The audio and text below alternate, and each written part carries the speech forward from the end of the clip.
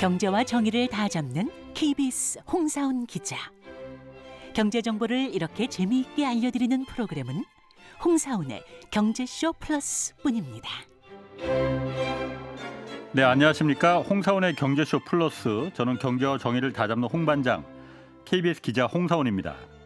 KDI 이 한국개발연구원이 중고등학생을 대상으로 설문조사를 한 적이 있습니다.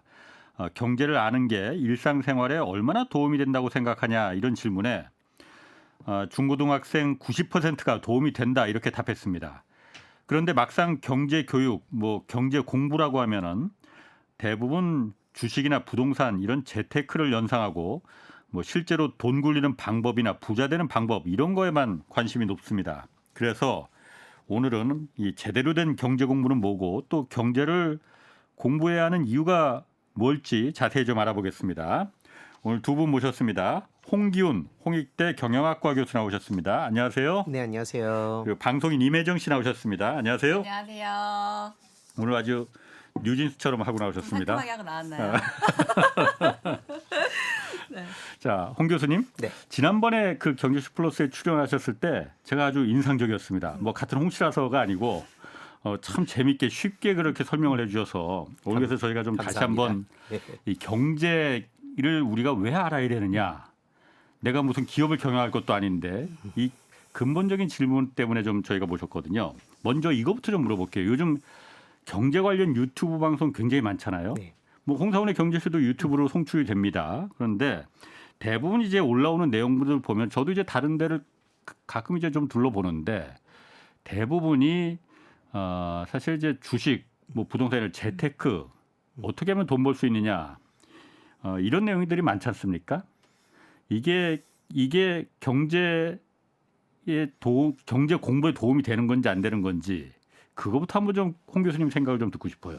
일단 제가 경제학자들을 대표하지는 않지만서도요. 예. 나름 경제학을 전공한 사람이다 보니 경제학이라는 학문, 그리고 경제라는 이런 사회적인 현상, 예. 이런 것들에 대한 저만의 이제 생각들이 있는데요. 예.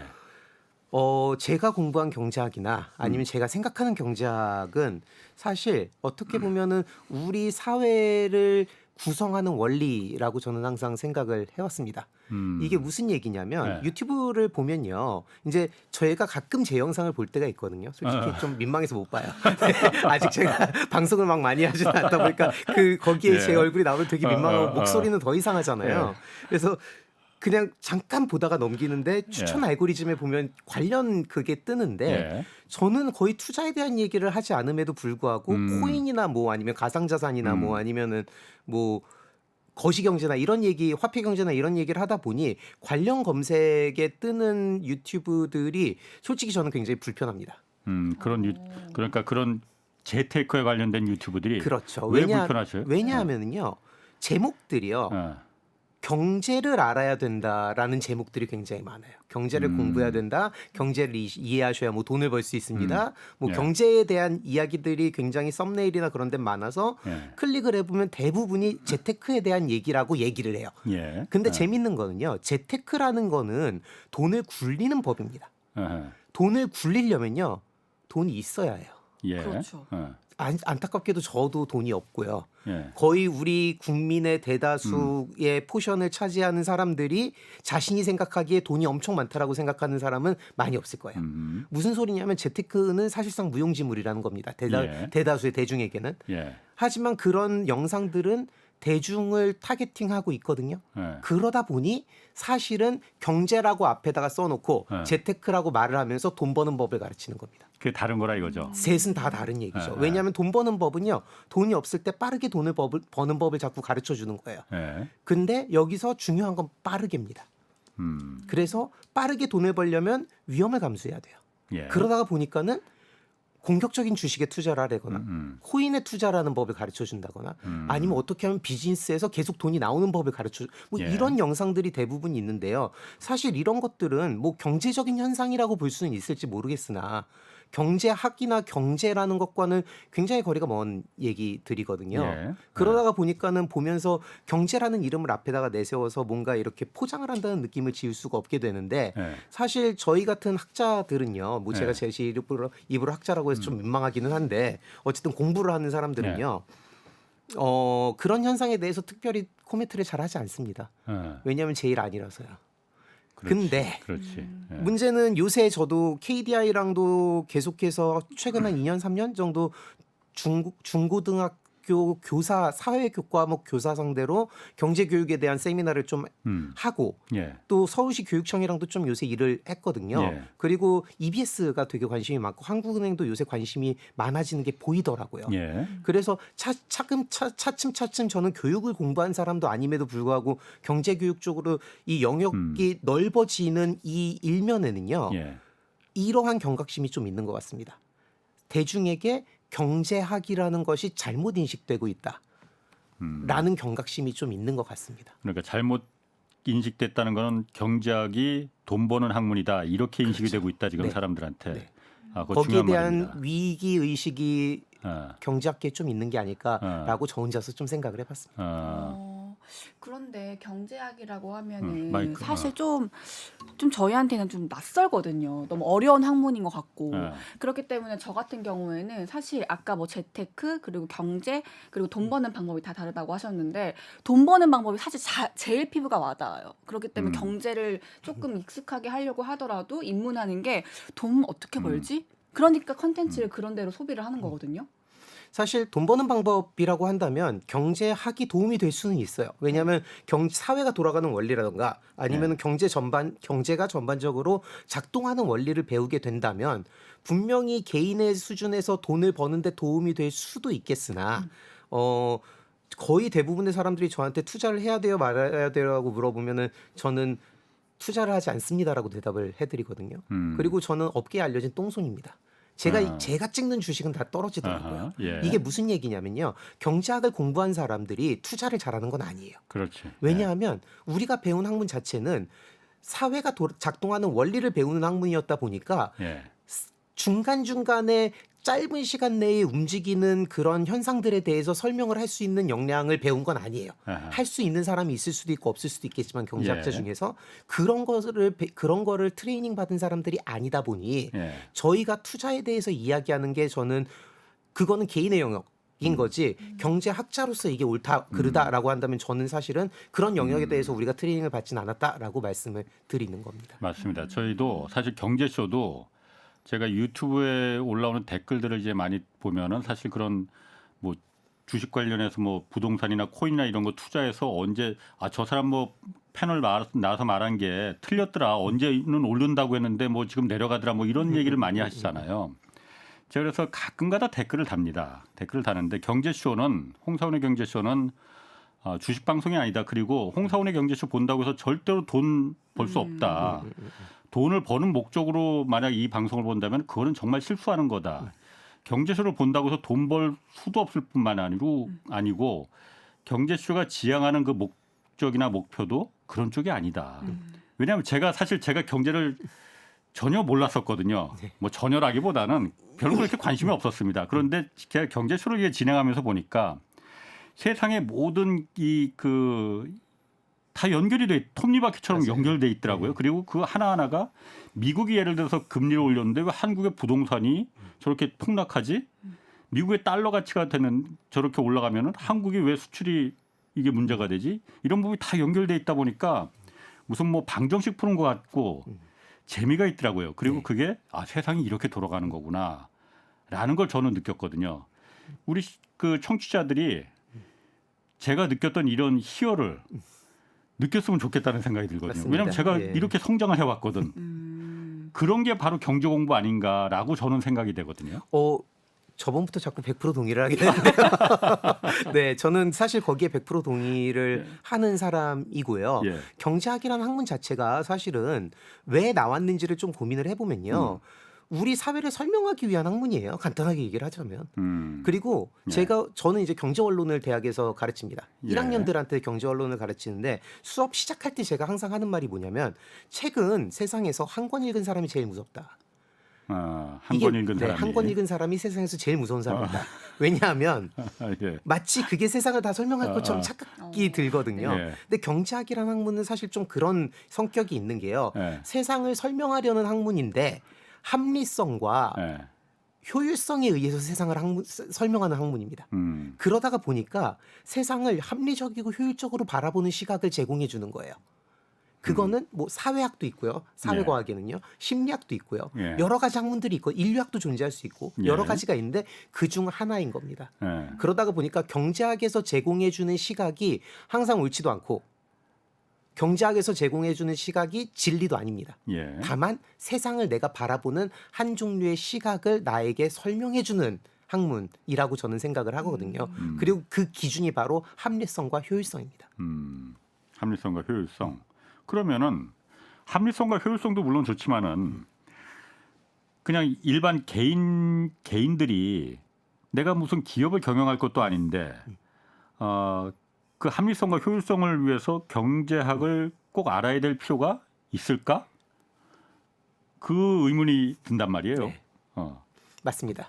필요가 없어요. 어. 정확하게 말씀을 드리면 저희 정규교과 과정의 경제학이 큰 부분을 차지하지 않는 가장 중요한 이유가 뭐냐면 예. 개인의 수준에서 경제학이라는 거를 진지하게 공부를 해야 할 이유는 고등학교 때까지 저는 사실 없었다라고 생각을 합니다. 아직까지는. 그러다 보니까 대학에 와서 전공을 하는 사람들에게 아니면은 예. 기초 과목으로서 경제에 관련된 전공자들에게 경제 원론을 가르쳐요 저희가. 그리고 그게 제가 생각했을 때 그렇고 대부분의 경제학자들이 받아들이기에 예. 그 대학교 1학년 때의 경제 원론 과목이 이 아이에게 있어서는 아마도 경제학 관련된 첫 과목이다라고 저희도 생각을 하고 가르치거든요. 대학 들어가서. 그렇죠.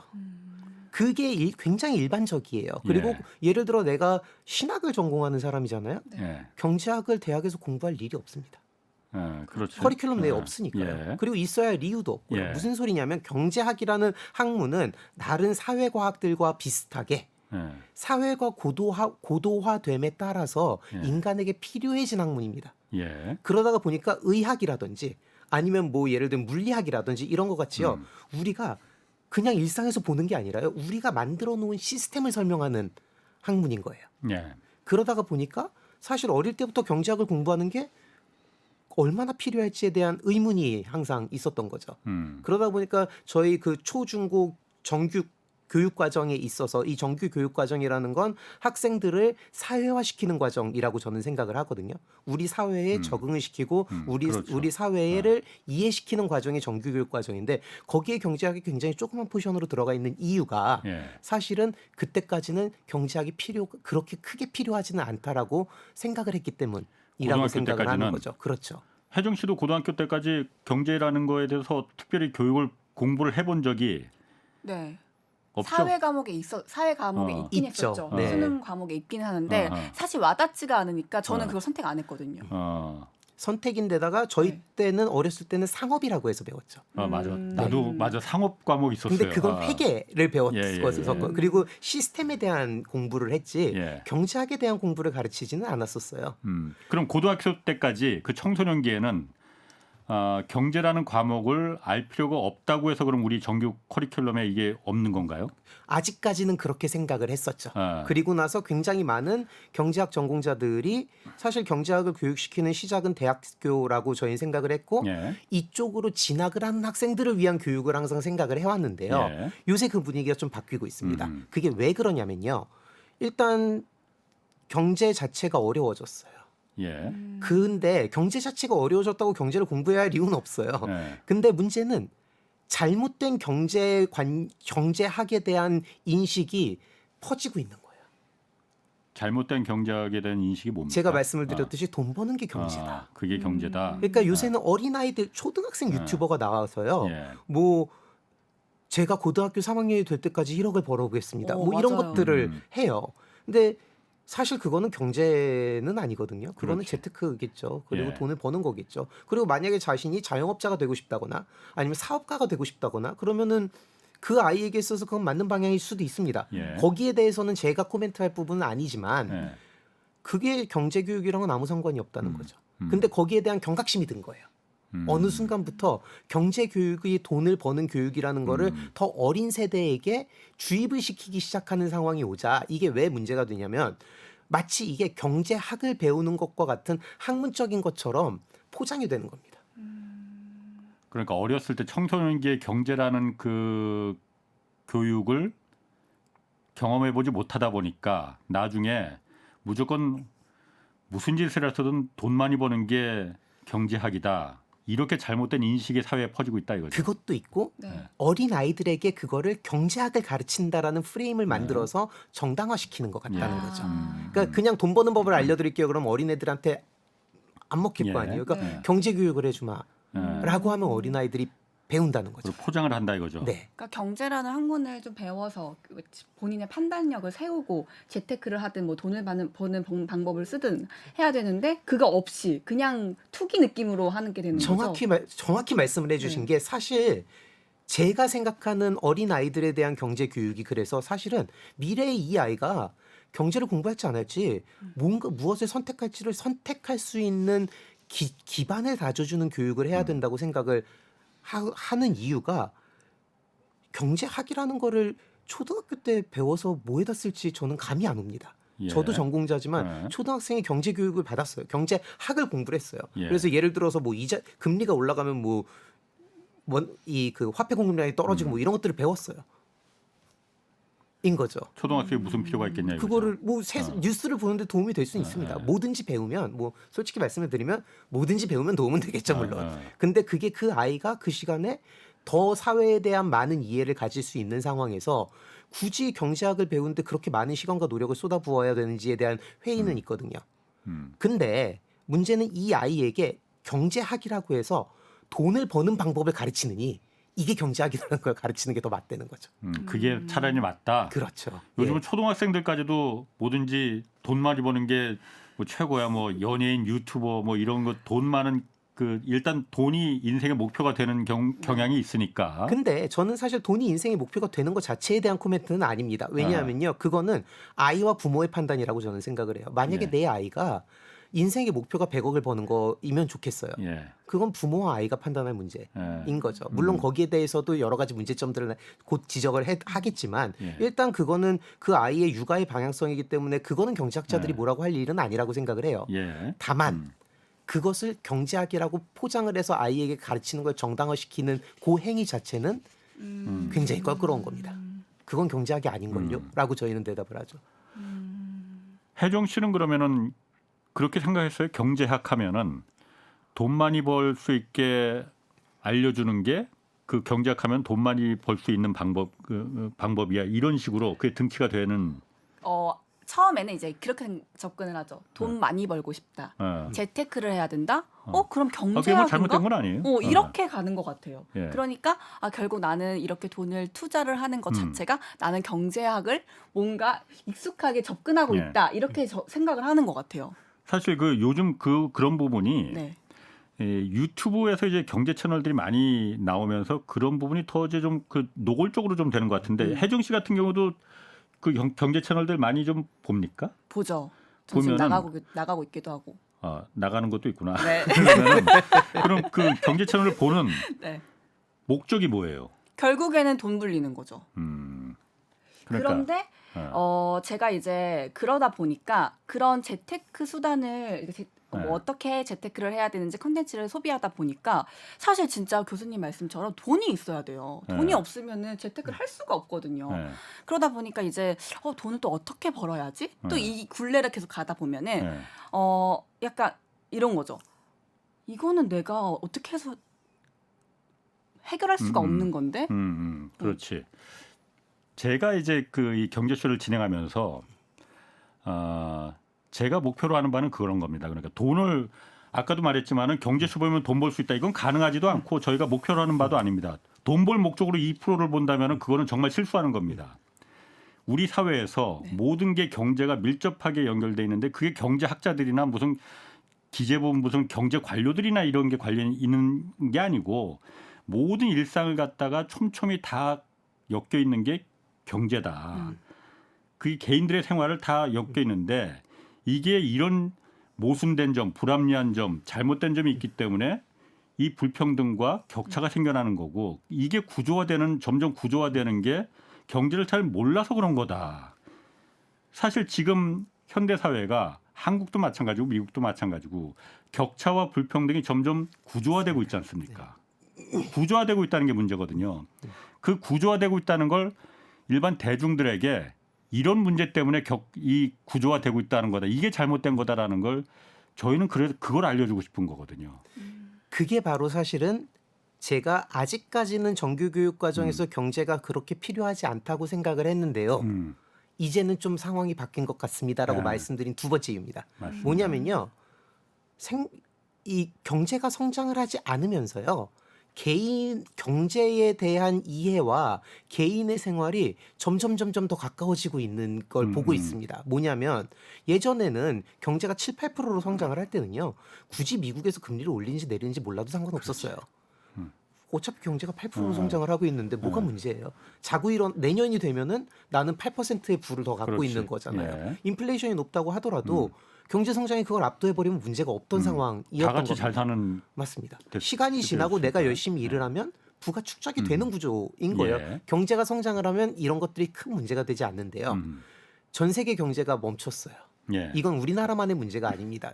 이거를 뭐 누가 잘했네 잘못했네 따지기에는 구조적인 문제인데요.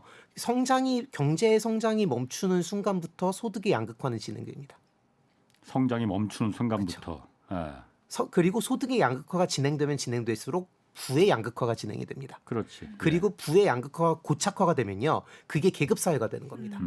우리는 그걸 중상층의 몰락이라고 부르거든요. 예. 그리고 5,000년 역사를 다 따져봐도 인류의 5,000년 역사를 따져봐도 모든 중산층의 몰락의 시초는 예. 경제 성장 팽창의 중단에 있었거든요. 그러니까 경제가 더 이상 팽창하지 않는 순간부터 그 안에서 제로섬 게임이 펼쳐지면 소득의 양극화는 굉장히 자연스러운 현상이 되는 거예요. 파이가 늘어나질 않으니까 그 똑같은 파이를 갖다가 더 많이 차지하기 위해서 약육강식이 거기서 그렇죠. 벌어지는 거다. 네. 아, 근데 소득의 양극화가 시작이 된 건 꽤 됐고요. 우리나라에서도. 이제는 부의 양극화가 고착이 되는 과정. 왜냐하면 소득이 몇십 년 동안 양극화가 되어 있다 보면 예. 결국은 그게 부의 양극화로 이어질 수밖에 없거든요. 구조적으로. 문제는 그 과정에서 제가 생각했을 때 가장 중요한 문제점 중에 하나가 사실은 비대칭성입니다. 예. 근데 그게 꼭 정보의 비대칭성도 있지만 어떻게 보면은 이 사회의 구성원들의 소통의 비대칭성이 굉장히 크거든요. 예. 그리고 제가 이거를 굉장히 심각한 문제라고 생각을 하는 게 예를 들어 지방에서는요. 뭘 하고 싶어도 인프라가 부족한 거예요. 그렇죠. 교육 인프라도 부족하고요. 그렇죠. 네. 그러다가 보니까 세미나를 가고 싶어도 갈 수가 없고 예. 요새 이제 온라인이 좀 많이 그래도 대세가 돼서 많이 이것들을 해결할 수 있는 방법들이 보이지만 지역별로도 굉장히 큰 문제가 생기고 있고요. 근데 이 가장 큰 이유는 정보를 통제하려는 이 움직임들이 있기 때문이거든요. 근데 문제는 저는 오히려 유튜브라든지 이런 온라인 플랫폼들이 이런 문제를 해소해 줄 거라고 생각을 했더니요. 오히려 이런 문제를 악화시킵니다. 예. 동의합니다. 왜냐하면 내 알고리즘에 따라서 내가 이걸 자꾸 시청하다 소비하게 보니까 되죠. 나는 내가 있는 위치에서의 정보를 학습하고 강화하는 효과를 갖게 되더라고요. 예. 문제는 내 주변에 있는 사람들과 나와 동조 의식이 생기면서 집단화가 돼가면서 네. 정보가 폐쇄적으로 돌아가기 시작을 하면서 이거는 재테크가 경제 교육이라는 거를 더 확신시켜주는 역할을 하게 되더라고요. 그러다가 보니까는 경각심이 들었던 게 이렇게 되면 저희 어린아이들의 예를 들어보면은요. 아이는 아직 백지예요. 뭐 예. 초등학생을 예를 들면 초등학교 한 3, 4학년 정도 되는 아이는 아직은 자기의 선호가 있을지는 모르겠으나 자기가 뭘 해야 되는지 사회가 자기한테 뭘 원하는지 사회가 어떤 이런 환경인지 그런 것들을 잘 이해 못하는 아이에게 매일매일 너는 100억을 벌어야 돼 라고 얘기를 하잖아요. 네. 이 아이의 목표는 100억을 버는 게 됩니다. 그렇잖아요. 예. 근데 모든 초등학생들한테 그렇게 교육을 시켰어요. 우리가. 현실적으로 100억을 벌 사람이 그중 몇 명이 나올까요? 한 명도 안 나올 수도 있어요. 한국은행에서 100억을 다 찍어서 주지 않는 이상엔 네. 사실상 0.1%의 확률이에요. 예. 사회적으로. 예. 그럼 이거는 통계적으로 예. 99.9%는 불행해야만 하는 구조로 가는 거예요. 그렇지. 그렇지. 이게 잘못됐다는 거예요. 예. 무슨 소리냐면 내 아이에게 돈은 당연히 행복의 필요 조건입니다. 예. 그거는 아주 당연한 얘기죠. 예. 돈이 없으면 행복해질 수 없다는 건 우리가 예. 모두 알아요. 하지만 얼마만큼의 돈이냐는 개인마다 다 다른 겁니다. 예. 그리고 그 얼마만큼의 돈이냐가 개인마다 편차가 생기는 그 정도는요. 결국에는 그 사람의 배경과 그 사람의 신념과 그 사람이 사회를 바라보는 시각으로 결정이 되는 거거든요. 예. 근데 어렸을 때부터 넌 100억을 벌어야 되라고 했는데 사회적으로 그게 0.1%의 성공 확률을 가지고 있다면 나는 내 아이에게 0.1%의 확률로 행복해지게 만드는 거거든요. 예. 전 그거는 사실 옳지는 않다고 생각하는 그렇죠. 거죠. 정말 100% 동의합니다. 그 부분 왜냐하면은 제가 답답한 게 우리 헌법과 교육의 근본 이념이 홍익 인간이잖아요. 그것도 또 홍이네. 아 그러네요. 널리 인간을 이롭게 하자는 거잖아요. 그게 전혀 우리 교육이나 학교에서 전혀 지금 그 홍익 인간의 이념이라는 게 실종돼 버렸거든요. 우리 교육의 근본 이념인데 왜 이걸 갖다가 놔두느냐 이거지. 그렇죠. 이게 사실은 저희가 정규 교육 과정을 갖고 아이를 키우는 가장 중요한 핵심 목표는요. 예. 아이에게 인간다운 삶을 살게 하기 위해서입니다. 그 인간다운 삶에는 당연히 경제적인 풍요로움도 들어가겠지만 엄청나게 다른 많은 요소들이 들어가요. 근데 지금은 아이를 키우는 데 있어서 특히나 저는 이걸 경제적인 부분이라고 부르는 것도 사실은 굉장히 싫지만 어쨌든 경제적인 부분이라는 게 돈이라는 얘기잖아요. 예. 그런 경제적인 부분에 대한 중요성이 너무 부각이 되다 보니 마치 경제학이 돈을 버는 학문이라는 등식이 자꾸 성립을 해 나가는 게 저는 옳지 않다고 생각을 하는 겁니다. 이게 오늘 하여튼 그 보니까 너무 이제 그 철학적인 부분으로 좀 흐르고 네. 뭐 재미없어하는 분도 물론 있겠지만은 네. 매우 중요한 얘기입니다. 사실. 맞아요. 이분 정말 매우 중요한 얘기를 제가 정말 하고 싶은 얘기를 오늘 홍 교수님이 그 다 해주시네. 근데 좀 구체적으로 좀 들어가서 그러면은 그럼 학생들한테 네. 사실 저도 고등학교 때까지 경제라는 걸 갖다 이렇게 뭐 정기적으로 커리큘럼에서 그렇죠. 배워본 기억이 없거든요. 그건 대학 들어가서 경제 전공할 사람들이 하면 되는 거야. 그냥 돈 세는 1, 2, 3, 4 더하기 빼기만 할 수 있으면 되지 뭘 돈 세는 방법만 알면 되지 경제를 알아서 뭐 하려고 경제 기업을 경영할 것도 아닌데 그 잘못된 거라는 거잖아요. 애들한테 청소년들한테 말씀하신 대로 어떻게 경제를 교육시켜야 되는 거지. 돈 버는 게 경제 공부가 아니다라는 걸 그런 천민 자본주의가 아닌 진짜 자본주의를 어떻게 애들한테 공부시킬 수 있는 건지 그 부분을 한번 좀 홍 교수님 생각 한번 좀 얘기해 주시죠. 일단 저희가 대원칙을 이해를 해야 할 필요가 있다고 생각을 하고요. 경제학을 아이들뿐만이 아니라 도대체 우리는 사회 구성원으로서 왜 경제학을 배워야 되는가에 대해서 먼저 짚고 넘어가자면요. 기본적으로는 세상이 돌아가는 이치를 이해를 해서 나의 사회에서의 위치와 역할 그리고 그 역량에 대한 이해를 통해서 최적화된 전략을 찾아서 내 미래를 설계하는 게 사실은 경제학을 배우는 이유입니다. 풀어서 얘기를 하자면요. 전체적으로 경제 사회 내에서의 경제 시스템이 어떻게 구성이 되어 있고 그 안에서 나는 어떻게 내 이 생계를 이어나갈 경제적 자원을 확보하고 있으며 그 돈을 어떻게 벌고 있으며 저 간단하게 얘기를 하면 그리고 이 돈을 오늘 남는 잉여 자원을 그러니까 저축을 미래로 가져간다는 의미가 무엇이며 그리고 경제 내에서 이 내가 미래로 가져가는 거에 대한 보상인 이자율이 어떻게 정해지며 내가 여기서 무엇을 기대해야 되며 사회는 나한테 무엇을 기대하는지 그럼 그 안에서 비용 대비 효용을 극대화시키는 방법이 무엇인지를 배우는 학문인 겁니다. 약간 어렵다. 그렇죠. 그러다 보니 네. 더 큰 관점에서 결국에는 사회를 구조적으로 우리 사회가 가지고 있는 경제를 구조적으로 이해한다라고 저는 이거를 표현을 하는데요. 간단한 예를 하나를 들어드릴게요. 투자가 뭐냐라고 이제 먼저 물어볼 거란 말이에요. 그럼 투자는 보통 이제 우리가 유튜브에서 투자를 보면은 여러분 투자해서 모두 부자 되세요, 은퇴하세요라고 얘기를 하죠. 난 여러분들이 모두 부자가 됐으면 좋겠어요라고 하는데 심지어 그거 말하는 사람도 부자가 아닌 경우가 많아요. 좀 이상하잖아요, 솔직히. 전 그건 이해는 안 되는데 어쨌든 그거는 차지하고서요. 투자라는 거를 생각을 해보면요, 내가 오늘 쓰지 않아도 될 돈이 있는 거예요. 그렇죠. 여윳돈. 여윳돈이죠. 그게 있어야 투자가 되죠. 뭐 내가 그거를 딴 걸 쓸 걸 안 썼다거나 뭐 어쨌든 여윳돈만으로 투자라는 건 아니에요, 그러니까. 뭐 빌리는 것도 여윳돈이죠. 왜냐하면 내 신용 그렇죠. 왜냐하면 내 신용을 통해서 가져온 돈이니까요. 그러니까 그것도 사실 내가 소비를 안 해도 되는 돈. 그러니까 소비를 하지 않아도 되는 돈이 존재를 하기 때문에 투자가 가능해지는 겁니다. 그 돈의 소스가 뭐 빌려왔건 뭐 아니면 내 돈이건 근로를 통해 노동을 통해서 벌었건 상관없이 어쨌든 내가 가질 수 있는 돈 중에 소비하지 않아도 되는 돈이 잉여자금이죠. 그 남은 돈을 투자를 하는 건데요. 내가 오늘 소비를 하지 않는다는 건 나중에 소비를 하겠다는 의미예요. 그래서 그렇죠. 이 돈을 미래로 가져가서 그때 소비를 하겠다는 얘기거든요. 그러다 보니까 오늘 돈을 저축을 했거나 투자를 했는데 이 돈의 가치가 떨어지면 나는 미래의 소비가 오늘의 소비보다 줄어들 거예요. 그럼 오늘 소비하는 게 낫죠. 그렇지. 당연하지만 투자라는 행위는 내 오늘의 소비를 뒤로 미룸으로써 그 가치를 보존하는 행위입니다. 그래서 내가 미래에도 같은 가치의 소비를 할 수 있게 도와주는 거란 말이에요. 그리고 여기서 같은 가치라는 게 정확하게 그 액수로 똑같은 게 아니라요. 경제가 성장을 한다면요. 예를 들면 우리 경제가 3%로 계속 성장을 하고 있어요. 그럼 미래에 나는 우리 경제가 성장함에 발맞춰서 그만큼의 소비를 더 해야지 같은 가치가 되는 거죠. 무슨 소리냐면 내가 투자를 했어요. 수익이 나요.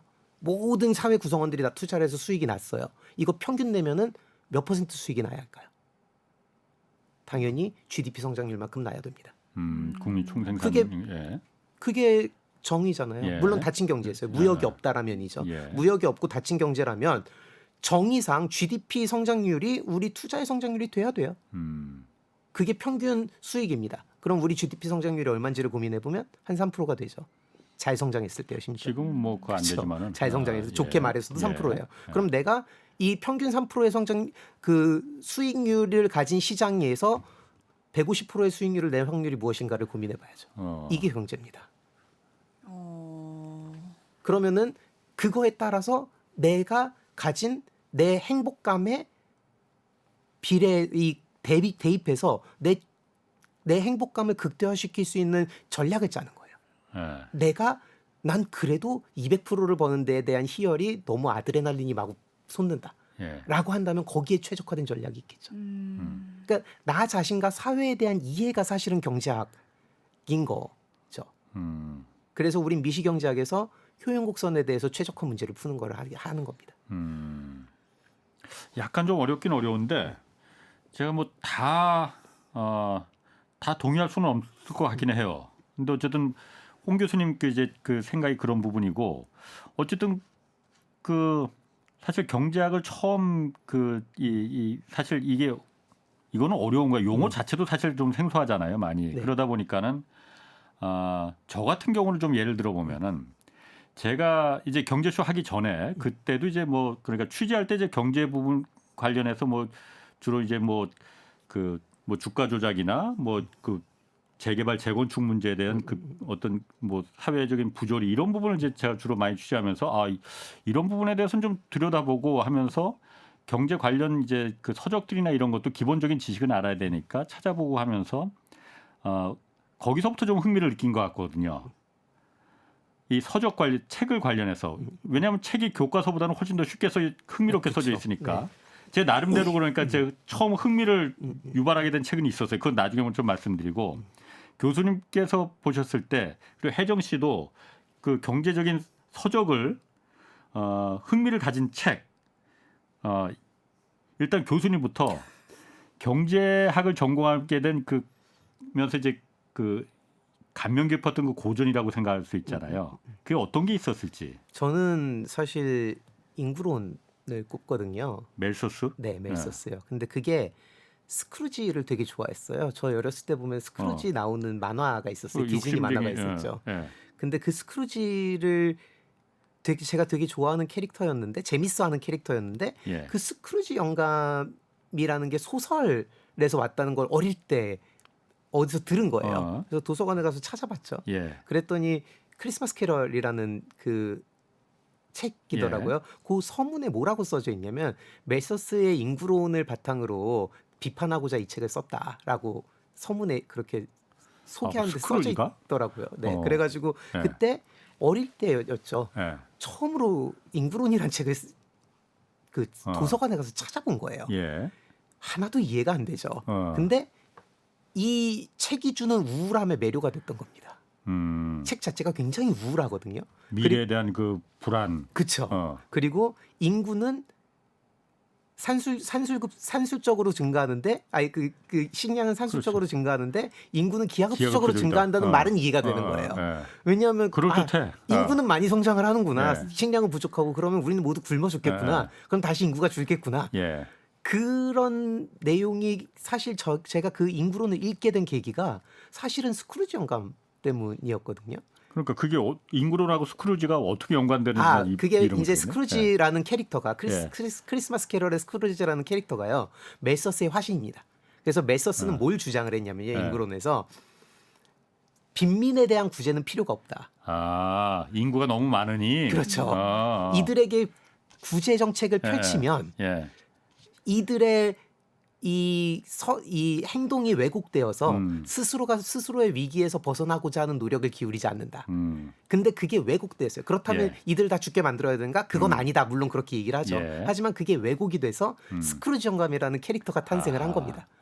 그래서 스크루지 영감은 마치 피도 눈물도 없는 가난한 사람들은 다 죽여버려야 돼. 뭐 이런 식으로 얘기를 하잖아요. 근데 그게 전 어렸을 때 되게 무섭기도 하면서 흥미로웠거든요. 근데 그런 스토리가 뒤에 있다 보니 읽게 되는 거예요, 인구론을. 그 어린 나이에도 궁금하니까. 인구론을 통해서 그러니까 경제학을 이제 해봐야겠다 이런 흥미가 그렇죠. 그러니까는 인구론을 보다 보니 그 인구론에 얽힌 얘기들을 보게 되는 겁니다. 지금 인터넷이 있어서 쉬워요. 그 당시에는 인터넷이 없었으니까 기사를 보기도 하고 막 여러 가지를 봤는데 인구론 때문에 아일랜드 대기근에서 영국 정부가 구호책을 펼치지 않았다는 거예요. 그 기사가 어디 있었거든요. 진짜로? 네. 그래서 또 찾아보는 거죠. 궁금해서 찾아보니 진짜로 영국 정부는 아일랜드 대기근 때 멜서스의 인구론을 바탕으로 우리는 이들을 구호하지 않겠다라는 정책을 펼쳐서 재밌는 거는 영국 국왕이 배를 한 척밖에 보내지 않아서 이스탄불에 있던 터키의 투르크죠. 당시 투르크 제국의 황제의 술탄의 주치의가 아일랜드 사람이었는데 그 투르크의 그 술탄이 배를 3척을 보냈는데 영국 왕이 구호품을 한 척밖에 보내지 않아 2척은 밖에 있고 외교상 한 척만 들어갔다. 뭐 이런 얘기들이 있더라고요. 그렇군요. 그래서 아일랜드가 인구가 800만에서 600만으로 줄었다. 뭐 이런 기사를 본 겁니다. 또. 그러니까는 재밌잖아요. 또 이제 그렇죠. 인구론을 이게 학습이 강화되는 거예요. 그러다가 보니까는 이런 스토리텔링들이 사실은 그렇게 어렵고 우울하고 무서워 보이는 책을 어린아이에게 읽게 해주는 어떻게 보면 원동력이 됐었거든요. 그게 경제학에 대한 흥미를 유발할 수 있는 그렇죠. 그게 바로 그 서적의 힘이거든요. 맞습니다. 그러니까. 혜정 씨도 그러면 어떤 제가 여기 덧붙이기가 너무 좀 송구한 게 저는 전형적으로 경제에 관심이 없었다가 정말 재테크에 관심을 가지면서 부동산 관련 책, 주식 책을 읽다가 이 책을 읽으려고 하니까 경제 용어들을 알아야 되잖아요. 그러다 보니까 제가 한국은행에서 경제 용어 백선 뭐 이렇게 나오는 책들이 있어요. 그건 완전 교과 재미없을 것 같은데. 근데 그래도 제가 책을 읽을 때 참고하면서 읽을 수 있는 거예요. 그러다 보니까 이제 이게 경제학 서적을 읽어야겠다. 이 생각을 했거든요. 근데 저같이 이제 경제를 잘 모르고 좀 낯선 분들은 사실 이렇게 인구학 이런 거, 인구론 이런 거는 읽을 생각 엄두도 못 내고 가서 서점에 갔을 때 알기 쉬운 경제 용어학 사전 뭐 이런 거 가게 되거든요. 근데 저처럼 재테크에 관심을 가지다가 경제학 공부를 해야겠다라고 생각하시는 분들 많으실 것 같거든요. 저처럼 이렇게 약간 피부에 와닿는 재테크를 공부하면서 경제학 공부를 해야겠다 이렇게 접근하는 것도 나쁘지 않지 않나요? 사실? 그러니까 돈을 많이 벌고 싶다는 게 그 잘못도 아니고 죄도 아닙니다. 그렇지만 그게 경제학이 추구하는 목표는 아니라는 거지. 지금 홍 교수님도 그렇고. 제가 사실 저는 경제에 흥미를 느꼈던 게 그러니까 진짜 흥미를 느꼈던 게 그 책을 하나 읽었는데 뭐 이게 책 선전은 아니니까 뭐 이 말해도 될 거예요. 그러니까 화폐 전쟁이라는 책이 있어요. 그 5권짜리 그 중국 숭홍빙 맞습니다. 유명하잖아요, 그 책. 그 책을 누가 재밌다고 해서 읽어봤는데 너무너무 재밌더라고 막 그 책이. 그러면서 흥미진진하죠, 그 책. 뭐 많은 이제 음모론도 거기 들어가 있고 그런데 매우 그럴듯해. 달러가 이게 보니까는 그 로스차일드라는 유태 자본이 이제 다 만들어 놓은 이 그 사적 자본이다. 네. 자본 체계다. 그리고 연방준비제도가 이게 그 공적인 기관이 아니고 다 이거 주식회사야. 막 이러니까 벌써 너무 재밌는데요. 저가 오늘 가서 사서 아니 읽어야겠어요. 그래서 내가 그때 야 이거 내가 취재 해봐야겠네. 진짜 미국이 이렇다는 거야? 달러한테 우리가 다 속았다는 거야? 막 이런 게 사실 지금도 그 경계가 애매모호하더라고요. 맞습니다. 그래서 그때부터 이제 경제라는 게 이게 재밌네. 정말 내가 여태까지 몰랐던 내가 모르고 당해왔던 사실이 있었을지도 모르겠구나. 이런 생각을 막 하면서 이제 했는데 그러다가 이제 경제소를 이제 진행을 맡게 된 거죠. 그러다 보니까는 여러 가지 요즘 달러에 대한 문제도 많이 나오고 미국의 어쨌든 달러 패권 이거에 의한 이제 불평등, 불합리성 이런 부분들이 많이 나오잖아요. 네. 그런 부분들을 좀 저희가 경제쇼를 통해서 많이 좀 이제 여러 전문가들을 모셔서 이렇게 그 얘기를 해주는 게 일반 국민들을 상대로 저희들이 또 공영방송이 할 수 있는 일이 이제 그런 거니까 그런 부분이 아닐까 좀 뭐 하는 생각이 좀 있습니다. 근데 사실 방금 말씀하셨듯이 굉장히 많은 사람들이 경제학에 관심을 갖게 되는 이유가 재밌는 스토리입니다. 그리고 음모론. 이거든요. 사실 왜냐면 재밌거든요. 자극적이고. 저도 사실 얼마 전에 뭐 CIA의 헤지펀드가 뭐 그 리브라에 투자를 했다가 막 그런 얘기를 들으면서 야 이런 건 알려주면 재밌어하겠네 그런 생각들을 좀 했었는데요. 사실 아까 이제 질문을 주셨던 그럼 아이들에게는 어떻게 경제학을 접근을 시키는 게 맞느냐에 대한 얘기로 잠깐 돌아가면은요. 사실 저는 이렇게 생각을 합니다. 그 아이들한테 이 경제학이라는 게 필수불가결한 문제는 아니라고 생각을 해요. 그러니까 아이들의 생과사를 가를 문제라고 저는 생각을 하지 않다 보니 흥미를 북돋아주고 나중에 내가 이 경제를 공부할지 안 할지의 판단의 기준을 세워주는 게 굉장히 중요한 목적이라고 생각을 하거든요. 그러다가 보면 예를 들면 뭐 초등학교 같은 경우에는 이 경제 행위라는 게 왜 중요한지에 대한 인식이 먼저 중요한 것 같습니다. 투자라는 게 어떤 의미고, 아니면은 저축이라는 게 어떤 의미고, 뭐 아니면은 뭐 장사를 하는 거는 뭐고, 뭐 돈은 어떻게 만들어지는 거고, 뭐 이런 것들부터 시작을 해서 좀 재밌게 너가 갔을 때 이거를 뭐 볼펜을 사면 이거는 어떻게 유통이 되고 뭐 이런 얘기들을 해주면서 전 이 경제가 돌아가는 이 상황과 굉장히 중요한 거는요. 제가 생각했을 때 이제 이 부분이 되게 중요하다고 생각하는데 자신의 생애 주기에 있어서 돈이 얼마만큼 필요할지에 대한 이야기가 중요할 것 같습니다. 이런 얘기들을 좀 어린 아이들한테 해주면 되게 좋겠다라고 저는 항상 생각을 하는 게 초등학생까지 그 얘기 해주는 건 좀 예를 들면은 우리가 엄마 아빠 저는 이제 가끔 이런 얘기를 저희 사촌들한테도 하고 뭐 그러기는 하는데 엄마 아빠가 늙어서 돈을 못 벌게 되면 돈을 모아놨었어야 되는데 그 돈을 모으려면 네가 돈을 언제 벌어야 되고 이게 돈이 벌었을 때 잉여 자원이 언제 남는 거고 그러니까 이걸 어렵게 얘기를 한다기보다도 사람의 생애 주기에 대한 이해가 굉장히 중요하다라고 저는 생각을 해요. 사람은 누구나 어렸다가 젊었다가 중년이 됐다가 늙는 거거든요. 그때마다 경제 상황이 다 다르고 경제 활동이 다 할 수 있는 경제 활동이 다 다른데 거기에 대한 이해가 많이 부족한 것 같다는 생각을 좀 굉장히 많이 합니다. 근데 그런 얘기들을 사실 중학생한테 하잖아요. 안 듣습니다. 아 그래요? 그럼요. 저는 오히려 중학생, 고등학생 그때부터 좀 해줘야 된다. 초등학생 은 너무 이런 거 아닌가라는 생각이 좀 했었는데. 이게 이제 아이들을 대하다 보면요. 중학생부터 고등학생 지나면서는요. 이미 다른 데 신경이 가 있습니다. 입시. 그러다 보니 우리나라의 특성상 사실 이런 스토리텔링부터 시작을 해서 이런 이야기들을 해줄 수 있는 상태가 초등학교 고학년밖에는 없는 거예요. 여유가 있을 시기가 그때밖에. 이런 얘기들을 했을 때 재밌게 들어줄 나이가 그때라는 겁니다. 중학생, 고등학생들한테 그 얘기 그런 공부시키면은 저 선생 무슨 한가한 소리 앉았냐고 그런 소리 나오느냐 그리고 나온다 사춘기 이거죠. 시절의 아이들이다 보니까 난 안 늙은 건데 뭐 이런 얘기는 하고요. 이게 사실은 중학생, 고등학생 시기에 그래서 어떻게 보면은 접근 방식을 좀 바꿔야 된다고 저는 그리고 대부분 이제 중고등학생 교사분들을 상대로 강의를 하다 보니 이런 고민들을 많이 하게 되는데요. 특히나 중학교 때는 아직 입시의 압박이 그만큼 크진 않으나 공부가 굉장히 하기 싫은 시기입니다. 사실 이게 공부다라고 얘기를 해주는 순간 싫어할 시기일 확률이 아주 높아요. 물론 공부를 좋아하는 학생들도 있겠죠. 많지 않아요. 그렇죠. 네. 그러다 보니까 이 아이들에게는 어떻게 보면은 더더욱이나 이야기를 해줘야 되는 겁니다. 이게 너희 생애 주기에 뭐 돈이 그런 얘기가 아니라 예를 들면 마르크스 얘기를 저는 많이 해주거든요. 마르크스라는 사람이 1800년대에 태어났는데 그때는 이 나폴레옹이 독일의 그 신성 로마 제국을 해체해서 뭐 이 독일이라는 나라가 사라졌는데 뭐 이런 얘기들 있잖아요. 예. 그러니까 어떻게 보면은 경제에 대한 얘기라기보다는 배경이라든지 이야기를 더 많이 들려줘야 할 나이라고 저는 생각을 하는 게요. 그래야 거부감이 사라집니다. 맞습니다.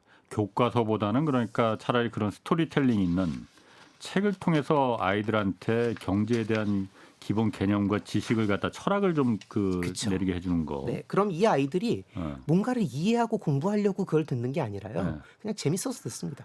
그러니까. 저희도 학교 선생님이 어렸을 때 연애 얘기해주면 되게 재밌게 들었잖아요. 재밌죠. 재밌잖아요. 있어야 되죠. 네, 그것처럼 위인전 얘기해주듯이 얘기를 해주거나 그러면. 근데 사실 마르크스라는 사람 예를 제가 들었지만 마르크스의 일대기만 듣더라도 굉장히 많은 경제적인 이야기들을 할 수 있거든요. 거기에 녹일 수 있거든요. 예. 뭐 아담 스미스 얘기는 재미없을 거예요 분명히 아이들이. 근데 마르크스 얘기는 재밌게 들을 수 있는 뭐 요런 선택적으로 잘 선택을 해서 아이들의 흥미를 유발해 줄 수 있는 뭔가 체계적이지 않은 교육이 더 중요하다라고 저는 생각을 합니다. 근데 요즘 뭐 어른들도 그렇고 애들도 더더군다나 뭐 책을 워낙 안 읽으니까 뭐 물론 그게 잘못된 거긴 하지만은 그 억지로 뭐 그럴 순 없죠. 읽으라고 갖다 댈 수는 없는 거니까 사실 그런 부분을 트렌드에 맞게끔 요즘 애들 그 초등학교 어린이들 특히나 그 유튜브에 굉장히 익숙해 있잖아요. 그런 부분을 굳이 책이 아닌 스토리텔링을 제가 그런 거 잘하는데 이렇게 막 사업 아이템으로. 그런 거 잘하는데 내가 하나 차리셔야겠는데. 좀 나이가 들어서 그렇지. 아니 농담이 아니고 아이들이 어쨌든 그런 부분에 이미 익숙해져 있으니 그 익숙하지 않은 책이나 일단 보면 지겨운 졸린 그런 책보다는 유튜브 콘텐츠로 그런 부분을 학교에서 교육 영역에서 그렇죠. 예. 좀 재밌게 좀 배포하고 만드는 그게 국가가 할 일인데. 그렇죠. 문제는 그렇게 만들면 재미가 없어지더라고요. 그러니까 제가 하면 잘할 것 같은데. 그래서 이제 혜정 씨랑 한번. 근데 사실 고등학교로 넘으면 좀 스토리가 달라집니다. 왜냐하면요, 고등학생들은요 필요를 느끼지 않으면 안 해요. 필요라는 게 입시에 대한 대입이죠. 필요. 그러니까, 그래서 사실은 예. 고등학교에서의 경제 교육은 논술이랑 결부를 시켜야 하지 않을까라고 생각을 합니다. 저는. 논술. 네. 그것도 괜찮네요. 그리고 은근히 논술에 나오는 컨텐츠들이 경제 컨텐츠가 많아요. 예. 그러다 보니까는 논술을 위한 배경 지식을 가르치는 게 되게 어떻게 보면은 주요할 수 있다라고 생각을 하거든요. 근데 제가 이제 초중고를 대충 간략하게 말씀을 드렸지만 관통하는 거는요, 체계적이지 않은 공부입니다. 초중고에서의 경제 교육을 우리가 맨큐를 가르치듯이 대학에서 가르치듯이 경제 원론 가르치듯이 체계적으로 가르치기 시작을 하면요, 이 아이들은 금방 흥미를 잃을 거예요. 재미없어지지. 그것보다는 돈 버는 법이 더 재밌죠. 유튜브에서 돈 버는 법을 가르쳐 준 게 훨씬 재밌죠. 그러다가 보면 이 아이들이 경제에서 더 멀어지게 하는 역효과, 오히려 안 가르쳐도 될 내용을 가르쳐가지고 역효과를 내는 문제가 생길 수도 있거든요. 그러다 보니까 최종 목표는 자신이 성인이 되었을 때, 정작 이 컨텐츠가 필요해졌을 때 그거를 찾아볼 수 있게 어디에 뭐가 있는지를 알게 하는 그런 교육이 어린아이들에게 필요하지 않을까라고 생각을 합니다. 자기에게 필요한, 이게 너한테 크면 다 필요할 거야라는 게 이제 고등학생들한테는 더 먹힐 수 있는 먹힌다 거고요. 이거죠. 네. 제가 그건 동의하는 게 제가 예전에 제 경제 수학이 전에 시사교육 창이라는 다큐멘터리를 이제 거기서 오래 제작을 하다 보니까 노동 문제를 많이 제가 다뤘었거든요. 근데 제가 독일에 가 보니까 독일에서는 되게 이제 고등학교 졸업하면 바로 직업 현장으로 대부분 가잖아요. 대학 그렇게 많이 안 가잖아요. 정말 공부가 막 미치도록 좋아하는 애들만 대학 가더라고요. 거기는 독일은. 네. 대부분은 다 대학 가는 거는 공부 좋아하는 그쪽으로 학교 가서 교수할 애들이나 하는 거지. 내가 무슨 뭐 대학 안 가도 얼마든지 할 수 있는데, 근데 고등학교 정규 커리큘럼에 노동 문제에 대해서 가르치더라고요. 이게 왜냐, 필요하니까 나가면은 그렇죠. 네. 이 뭐 주휴 수당이니 최저임금이 이런 여러 가지 노동 조건에 대해서 네가 이걸 알아야만이 손해 보지 않아. 이건 네 권리야라는 걸, 그러니까 애들이 그 부분이 정규 커리큘럼으로 들어가 있는 거고, 애들이 고등학생들이 필요하니까 그 교육을 이제 받는 거야. 그게 진짜 교육이잖아요. 그렇죠. 제가 대학에 있으면서 느끼는 건, 제가 1학년 과목을 가르친다고 말씀을 드렸잖아요. 예. 경제 원론을 가르쳤었는데 4학년들이 들어옵니다, 가끔. 그럼 이 아이들을 보면 공대 아니면 뭐 인문대, 뭐 교육학과 이런 아이들이 있어요. 궁금하잖아요. 왜 듣니? 그러면 이제는 필요할 것 같아서요. 라고 얘기를 합니다. 이게 뭐냐면요. 경제학이라는 학문 자체가요. 나이가 들면 들수록 필요해지는 학문이거든요. 근데 문제는 우리의 문제가 뭐냐면 이게 필요해졌을 때 찾아볼 수 있는 기초교육을 시켜놓지 않았다라는 겁니다. 그러다가 보니까 혜정 씨도 방금 얘기하셨듯이 이제 이거 좀 알아보고 싶은데라고 했을 때 자극적이고 뭔가 직접 피부로 와닿는 것만 보게 되는 이유가 그 준비를 안 해놨기 때문이거든요. 근데 나이가 들면 나 이거 왠지 알아야 될 것 같아라는 느낌이 들기 시작할 때가 있단 말이죠. 그때 이 사람들이 이 아이들이 어디서 뭘 찾아봐야 될지 이게 무섭지 않고 진입장벽을 낮춰주면서 어떻게 하면은 더 이게 재밌는 거라는 거를 인지만 하고 있다면 예를 들어서 케인즈가 무슨 얘기를 했는지 정도만 알고 있어도 사실 시작점이라는 거잖아요. 공부는 필요할 때 하면 됩니다. 사실 제가 이렇게 보면은 그 경제 관련해서 이렇게 재밌게 사실 책으로 만드는 것도 좋겠지만은 책은 사실 요즘 청소년들이 익숙한 매체가 아니다 보니까 유튜브나 이런 영상 콘텐츠가 훨씬 더 익숙한 매체잖아요. 이걸 좀 교육부나 이런 데서 좀 재밌게 아까 말씀하신 케인즈라는 그 사람도 어쨌든 케인즈와 하이에크 이런 대립되는 왜냐하면 우리나라 사람들 서로 싸움 붙이는 거 좋아하잖아. 갈등이 있어야죠. 뭐 이런 걸 재밌게 좀 이렇게 제작하면은 그게 정말 애들한테 진짜 와닿는 경제 공부가 될 수 있을 것 같은데. 뭐 그거는 이제 교육부에서 좀 알아서 하고 나중에 제가 잘할 수 있으니까 제가 퇴직하고 나면은 그거 한번 좀 생각해 보기로 하고 아까 혜정 씨도 잠깐 말했지만 어쨌든 경제하면은 투자도 중요하단 말이에요. 일단 교수님은 아까 잠깐 말씀하신 것 같은데 어떤 뭐 주식이나 뭐 이런 거 투자를 저는 지금은 하지 않습니다. 저는 예전에는 투자를 해서 똥손이라서 안 하시는 건가? 꽤나 재미를 많이 봤었어요. 처음에 어렸을 때 20대 초반에 투자를 했었습니다. 그래서 재미를 많이 보아서 자신감이 넘쳤죠. 초심자의 행운인지 모르고 자신감이 넘치다가 집을 한 채 날렸죠. 그리고 나서 투자는 하면 안 되는구나라고 해서 그때 이후로 투자를 하지 않습니다. 경제학자인데도 불구하고 날린 거 보니까는 경제학과 투자하고는 다르네요. 돈 버는 거하고는 좀 거리가 있는 거네. 그러면 투자는 어쨌든 경제하고 투자가 그러니까 뭐 전혀 괴리되는 게 아니니까. 그렇지는 않죠, 물론. 투자를 어떤 마인드로 그럼 좀 해야 되느냐? 저는 그런 게 있습니다. 기본적으로 특히나 요새는 주식만 하지 않더라고요. 코인도 하고 조각 투자도 하고 막 그렇잖아요. 일단은 그런 코인이나 조각 투자와 같이 약간은 현실성이 떨어지는 투자에 대해서 먼저 좀 얘기를 하면은요. 이런 투자에 있어서는요. 거짓말을 잘 골라내야 됩니다. 거짓말. 그리고 인간의 직관만큼 대단한 게 없어요. 뭐냐면은 코인을 저축하면 20% 수익을 주겠다라고 하면 믿으실 거예요. 좀 의심스럽죠. 그렇죠. 그리고 우리는 그림을 사서 지속적으로 27%씩 수익률을 내고 있어요라고 하면 뭐라고 생각하시죠? 사기지. 진짜요? 조금 이상하죠. 이상할 때는 의심해 보셔야 됩니다. 이게 틀렸다 맞다라는 얘기를 하는 게 아니에요. 다만 내 돈이잖아요. 의심해 보셔야 돼요. 제가 코인 저축하면 20% 드릴게요. 루나예요. 루나테라가 그랬거든요. 이게 뭐냐면요. 비현실적인 수치들이 나올 때는 좀 이상해야 정상인 겁니다. 그래서 코인이나 조각 투자나 이런 것들을 볼 때는 그런 정말로 진짜 이상한 것들만 일단 걸러내도 실패하지 않는다. 모르죠 그건. 하지만 일단 좀 안전할 수 있다라는 게 하나가 있습니다. 그리고 그걸 믿고 말고는 당연히 내 자유죠 물론. 그리고 그렇게 해서 돈을 번 사람들도 있으니까요. 초기에 들어가면 돈을 벌 수도 있습니다. 하지만 일단은 그 현금은 제로섬 게임이라는 거예요. 누군가는 미실현 이익은 존재할 수 있을지 모르겠으나 실현을 하기 위해선 누군가 주머니에서 그 현금이 나와야 된다는 걸 기억을 하셔야 된다는 거예요. 근데 시총을 믿으면 안 된다는 거죠. 시장에 들어와 있는 현금과 시총은 분명히 다른 개념이거든요. 예를 들면은 주식이 만주가 있어요. 다 100원에 팔렸어요. 그럼 100만 원이잖아요. 근데 갑자기 마지막에 한 사람이 200원에 그걸 샀어요. 시총이 200만 원이 됐지만 시장엔 1,100원밖에 없습니다. 그거를 생각을 해야 되는 거예요. 우리가. 그러면은 그거를 다시 팔려고 할 때는 떨어지겠죠. 그거를 생각을 해야 된다는 게 하나가 있고요. 예. 그리고 투자가 무엇인지에 대한 고민을 좀 많이 해보셔야 된다고 생각을 해요. 그래서 제가 말씀드린 투자는 결국에는 현재의 소득을 미래로 가져가는 행위라고 말씀을 드렸잖아요. 결국에 거시경제적으로 봤을 때 우리는 무역을 해서 약간의 오차들이 있을 수 있으나 GDP 성장률만큼의 평균 수익률을 내는 게 이상한 게 아니다라는 거를 명심을 하시면서 제가 이제 저희 학생들한테 해주는 얘기가 있습니다. 투자에 관련해서. 간단하게. 네, 아주. 간단하게 하면은 첫째, 의식주에 손대지 말아라. 예. 그러니까 첫째, 둘째, 미래의 커리어를 포기하지 말아라. 예. 인적 자원에 투자해라. 셋째, 빚내서 투자하지 말아라. 요 세 가지를 저는 항상 이야기를 해줍니다. 오늘 정말 좋은 말씀, 약간 재미없게 들렸을지도 모르지만 정말 좋은 말씀 맞아요. 아주 잘 들었습니다.